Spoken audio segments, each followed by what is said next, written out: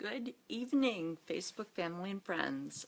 I'm Cathy Novicky for Champions Over Cancer, and today is day 61 of my 90-day Facebook Lives, and it is Tuesday, July 25th. 5 months till Christmas. Yeah, it's beginning already. So tonight, the title, Spoken Words. Last night I spoke about empowerment and the cancer-free community and how it is a continuation of education and information and support throughout the span of your cancer experience and then going forward as you're cancer-free that produces the probability of the highest quality of life.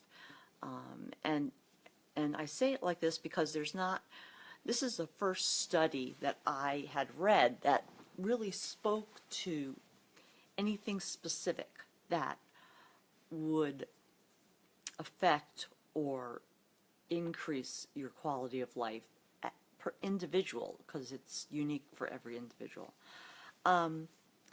So what I was thinking was, when you tell someone that you have cancer, what's the first thing that they say? I know, I do it. It's just automatic. It's like when someone says, "How are you?" and you say, "Oh, I'm fine, thanks." And when you tell someone you have cancer, they say, "Oh, I'm sorry." And it always struck me as, I don't know, it's genuine when people say that. I've said it, but as the person with cancer, you don't really know what your future is like, and so it's probably a good thing that you don't know. So people who have to go through it again, I can only imagine that it must be harder because you know what's coming.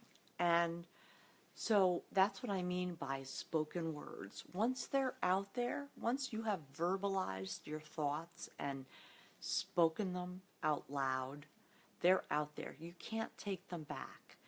And so these automatic responses that most of us do, what do they say about us as a culture?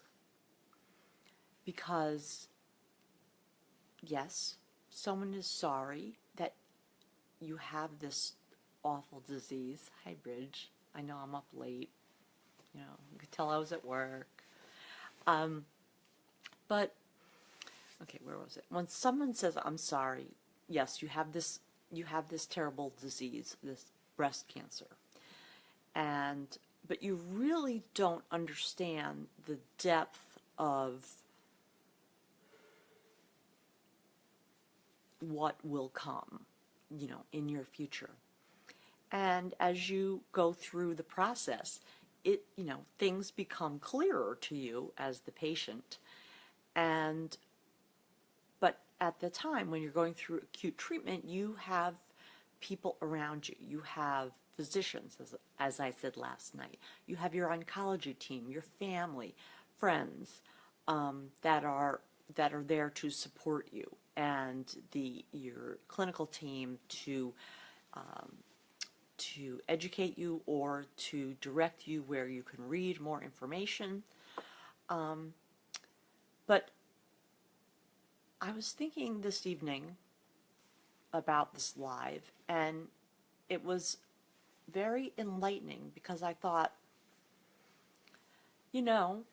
I think those questions that people ask you when you tell them that you have cancer, the questions of what do you need or what can I do for you, that's wonderful. I mean, it's one of the pieces of knowledge in the beginning is to take all the help that you can get because you're going to need it. And I agree with that. Anything that people can do, and or for your family also, is absolutely wonderful. But I think those two questions need to become part of the culture of the cancer-free community, because now, yes, you have overcome that hurdle and become cancer-free, but what can I do for you? What do you need? Are still very valid questions. And since you're through treatment, you don't have that clinical support. Your family and friends, have drifted back because their lives, are going forward. And the assumption is that you're getting better, and so you don't need as much of their time or support. And people's lives do go forward, so you can't hold them hostage. Sometimes you need space too, but this period in the early transition phase, and then it is now a chronic disease because of the need for continued follow-up throughout the rest of your life. Those questions are even more important, and I don't say that very lightly. Please trust me on this, because when you're devastated by a diagnosis, when any people ask you like that, it's, well, first of all, you probably don't know. I didn't know what I need, so, you just say thank you. But as you go through it, you'll learn more and more. And people are, I don't want to say willing, but more understanding of your situation and your capacity at that time. When you become cancer-free, people see you as improving. Your health improves, hopefully. Your hair starts to grow back, and you start to get more energy. And what do you need? I think that's an excellent question, because you don't know what you need then either, because this is a whole new realm for you. And the clinical people are gone, and even when you ask them, as I did, they weren't able to tell me where I could get information or what I would need. And it's still that way, even since 2006, when survivorship care planning first was starting to be talked about. So it's 11 years later. I am 6 years out being a champion, and 7 years from when I have an itchy nose. I'm sorry. I won't put my hands in front of my mouth again. 7 years from my diagnosis, I question what do I need, and how are things going, and can people help? And those aren't simple questions, and I don't think there are simple answers to that. And that is one of the reasons that Champions Over Cancer evolved, was that I wasn't finding answers. I didn't know what questions to ask. And so I honestly believe, and the more I am speaking of it right now, the more, I don't want to say excited, but the more I'm hearing it out loud, the more I believe that those should be two questions that are automatic in your clinical follow-ups and in anywhere in the realm of the cancer-free patient in different areas of their life. Now, I'm not saying that you want everything handed to you. I'm not saying that at all, because that is not empowering.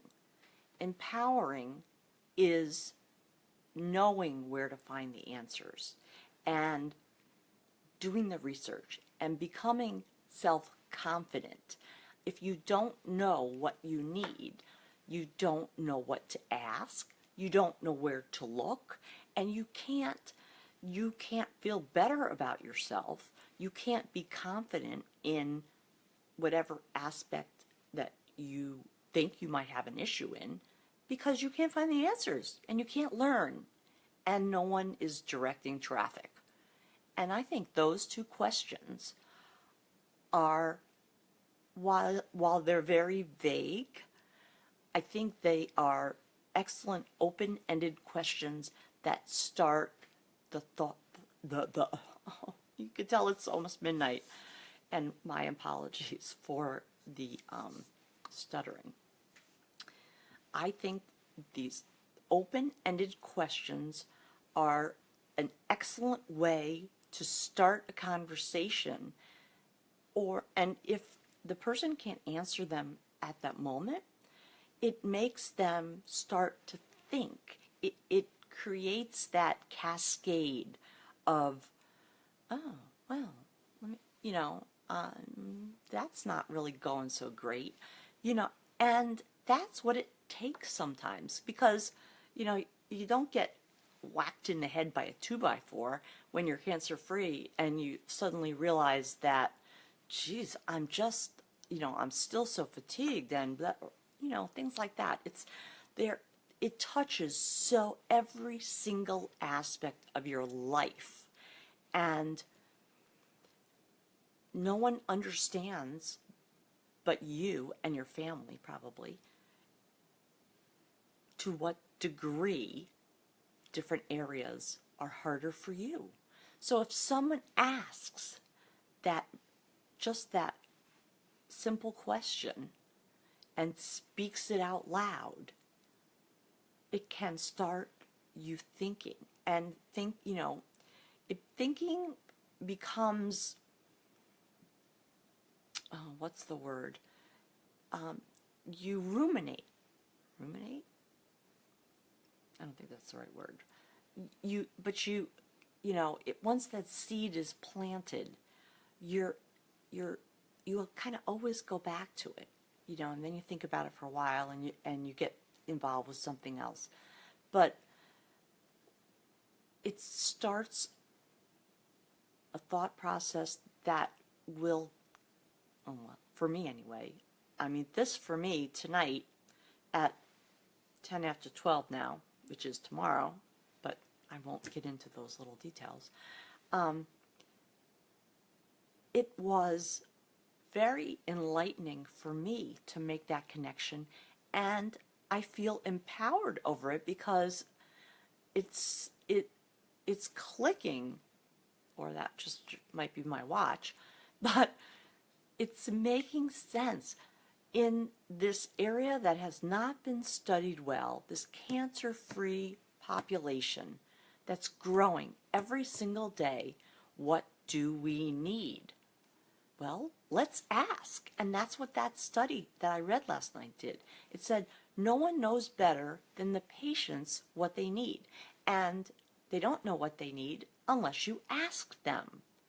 Oh boy, this is really I'm really getting going now. So that's what I think I'm just going to settle on for tonight, because if I get a second wind, I might be up till 3 a.m. That would not be good. But it is exciting, and it is a connection that I am going to think about and write about. Writing helps me put thoughts together. But I think there's something to that, because what do you need? Well, I could tell you a whole list of what I need, but what do I really need? Because cancer helps you or shows you what's truly important in life. And what do I need? What do people need?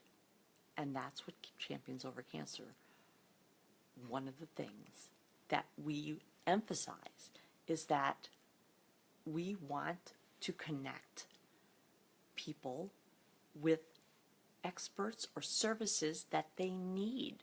And and we even say, if they don't know what you need, well, let's try to find what it is. So there's the connection. I've spoken it out loud. Okay, I'm going to stop now. So before I get too giddy, so I want to thank everyone for tuning in and following Champions Over Cancer on this 90-day Facebook Live journey. And with that, I will say I'm off tomorrow. So catch me when I'm on. I hope it's not going to be this late. And I hope everyone is home, safe, tucked in and well, and have a good sleep, because it's after midnight now. And I'll see you sometime later today, and we'll talk again. So for Champions Over Cancer, I'm Cathy Novicky. I'm signing off, saying good night and peace.